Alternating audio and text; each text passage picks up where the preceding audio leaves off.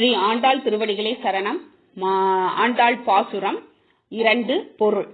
திருமால் கண்ணனாக அவதரித்த ஆயர்பாடியில் வாழும் சிறுமிகளே, நாம் இவ்வுலகிலிருந்து விடுபட்டு அந்த பரந்தாமனின் திருவடிகளை அடைவதற்காக நாம் செய்த பாவையை வணங்கி விரதம் இருக்கும் வழிமுறைகளை கேளுங்கள்.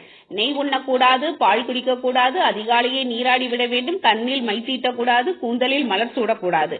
மார்கழியில் பூக்கும் மலர்கள் அனைத்தும் மாளவனுக்கே சொந்தம்.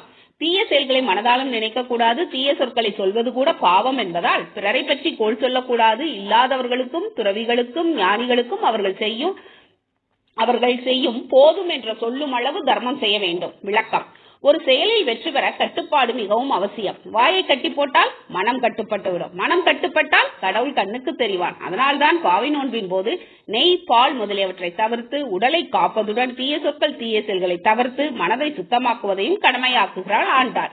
இந்த பாடல் 107வது திருப்பதியான திருப்பார்கடல் குறித்து பாடப்படுகிறது. ஸ்ரீ ஆண்டாள் திருவடி